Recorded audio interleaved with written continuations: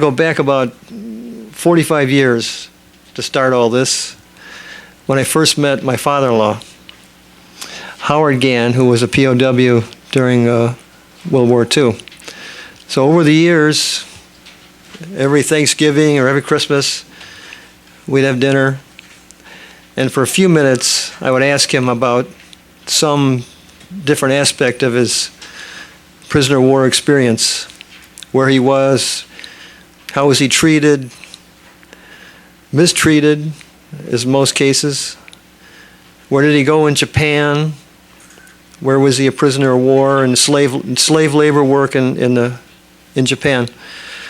So that's what started it 45 years ago. And then in 2009, we were preparing for the talk in 2010 in Independence, Missouri. And I started doing more research on the internet. And I found a list by a name of Manzel. Manzel was a fella, he passed away a few years ago. He wasn't a veteran, but somehow he captured the names of almost all the prisoners of war from the Japanese. So he had a list of 45,000 names. And I printed that out, and the actual paper copy of that is about that thick, and it's at the Gann Library in Independence. In that list of 45,000 names, there were a list of 7 Gann men, G-A-N-N. So that's what started this printout that I have. And then just a couple years ago, I did some more research, and I found another list of 7 more Gann men who were prisoners of war in Germany, making a total of 14. So here we have on this big printout 14 Gann men. So the cover sheet here, I'm just going to talk briefly about. I don't have time to talk about every one of them, because I can talk an hour on each one of these guys. But each one of these men has a story to tell. And I've got quite a bit of detail on a couple of them, and some data on most of them. And if you look at the sheet, you'll see that there are some blanks. There's some data that I couldn't find. Some enlistment dates, some dates when they were captured, POWs released, and then a couple of these fellows. I'm sure by now that most of them have passed on, and I'm lacking a couple of dates toward the end there. So I'll talk about this. I've got some notes at the bottom that I'm going to focus on. And then toward the end, I'll talk about 3 Gann men from Arkansas. 3 of these men are from Arkansas. And on the back page is just a screen print of part of the research I did. This is a copy from National Archives in Washington. So this is what they show there. The point is that all the data that I collect, none of it's complete. There's always something missing. In this case, they list 14 names. 2 of them are McGanns. So there are 12 Gann men there. But Clifford Gann and Mood Gann are missing from this list. So even the National Archives is not complete with the data. So we'll focus on this list of 14, and I have notes at the bottom. Note number 1, I'm going to skip that until the very end, because that individual passed away toward the end of the war, and I'll have some assistance here from someone in a few minutes. So we'll start with number 2, the note number 2 at the bottom there. John Mood Gann, Jr. He was known by Mood Jr. So in the census, you see Mood instead of Mood Gann. So for John Mood, he was a prisoner from Texas. I say there's no release date, because he died as a prisoner of war shortly after being captured. He was captured in John was captured in April. That means that he was captured when Bataan fell to the Japanese in April of 1942. And that also means that he survived the Bataan Death March. And I'll have to back up a little bit and cover right before they were captured. The reason they gave up at the Bataan Peninsula was they were running out of food. So that tells me that all the prisoners who were captured on Bataan were already starving. They were already on half rations weeks earlier already. They were eating any live creature they could find. They're eating snakes and lizards and catching birds to survive on. So they were already starved before the Bataan Death March. On the Bataan Death March, they got maybe one meal a day or one meal every other day. So John survived all that, made it to a camp called Camp O'Donnell. That was a real hellhole. They had 2 water faucets for 75,000 prisoners. So can you imagine having to wait in line all day long, 35,000 guys waiting for each faucet, and you get there toward the end of the day and the Japanese turn the water off. And you got to come back tomorrow. And already tomorrow there's another 35,000 guys waiting in line for each spigot. So Camp O'Donnell was a horrible place. Gann was there for about a month. There's no sanitation, the ground was littered with waste.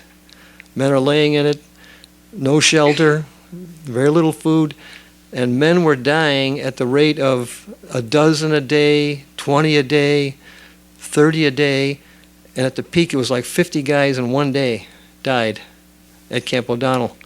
So Mood went through that, along with several other guys who were on the death march too.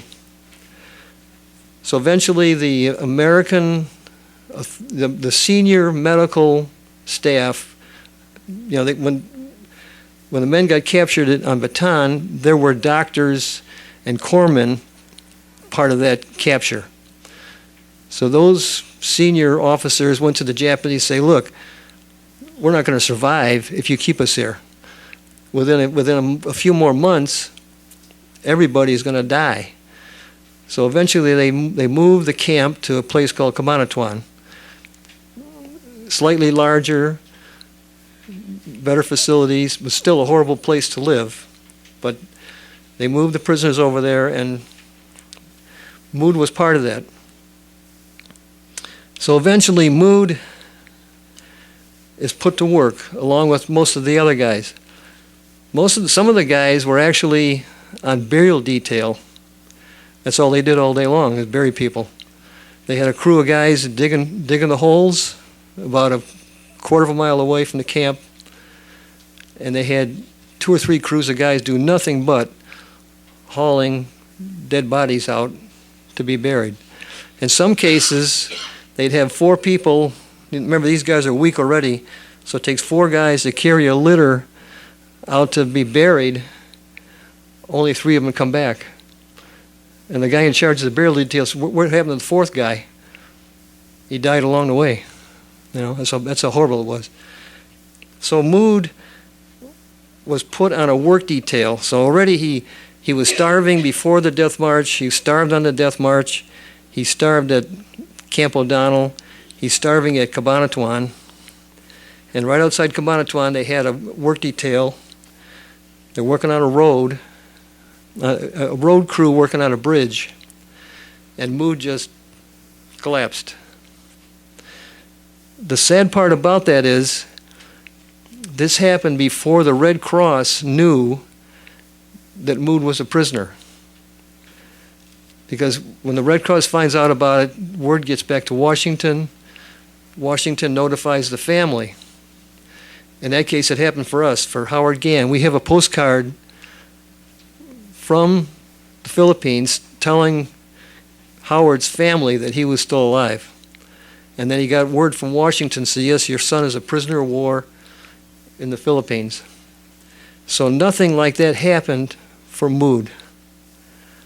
So the war went on, and I have a newspaper clipping that I found from Texas newspaper where Mood's father is praying that his son is okay. He hasn't had any word from him at all during the war. He only knows he's missing. So the war ends, and a couple of buddies that his father knew had been with him in the service came home. The father contacted this gentleman, said, "Where's my son?" And he says, "Well, I think I saw your son in the Philippines, but then I lost track of him." Another guy shows up that Mood, the senior, knew. He said, "Have you seen my son?" He said, "I think he died. I remember hearing about him dying." So now the father's upset again. This family had 6 sons. All 6 were in the service. And now the war is over with, and one of the sons is part of the occupation force in Japan.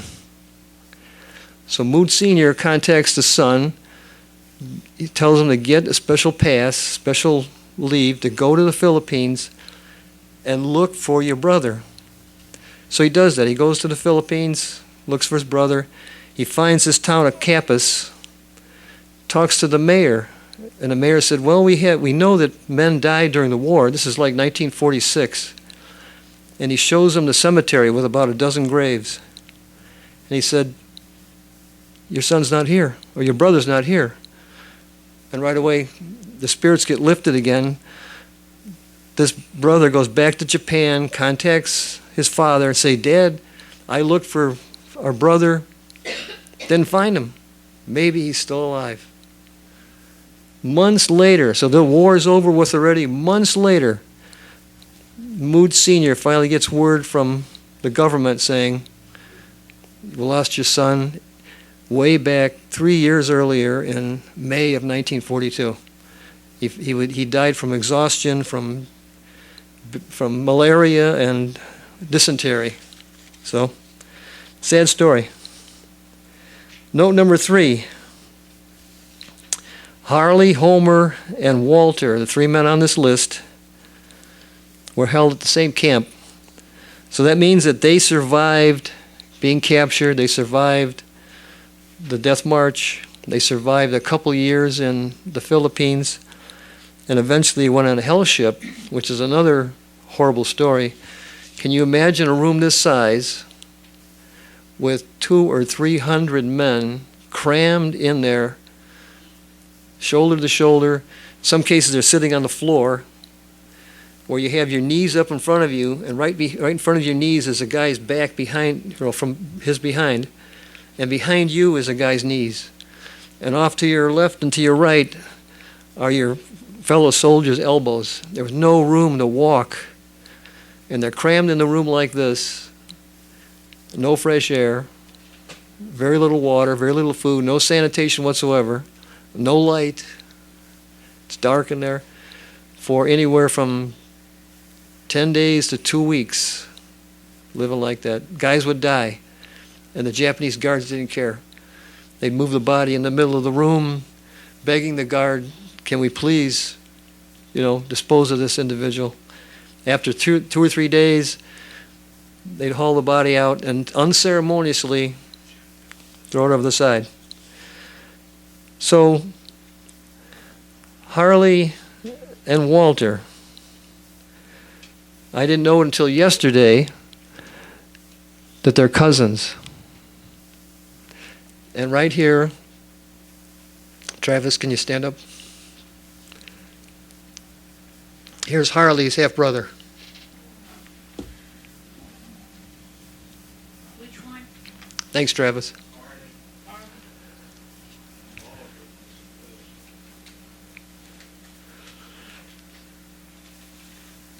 Thanks, Travis. Number 4. Oh, by the way, because they're cousins, before I met Travis yesterday, I found off these websites. Some of these websites that Mansell created are very detailed, and I trust them more than I trust the archives in Washington. One of his lists that Mansell created is a list of men who were prisoners of war at this camp is called the Pine Tree Camp at Fukuoka, Japan. So Mansell had a list of the prisoners and their numbers. And if you look on here, what I have written, when you enter the camp on the first day, they take a picture of you and they give you a number. And the number for Harley is 202, and his cousin is 203. That's telling me that they were in line, one behind the other, as they went into the camp.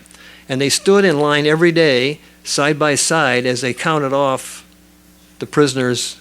You know, they did it before they went on the work day detail. They were counted.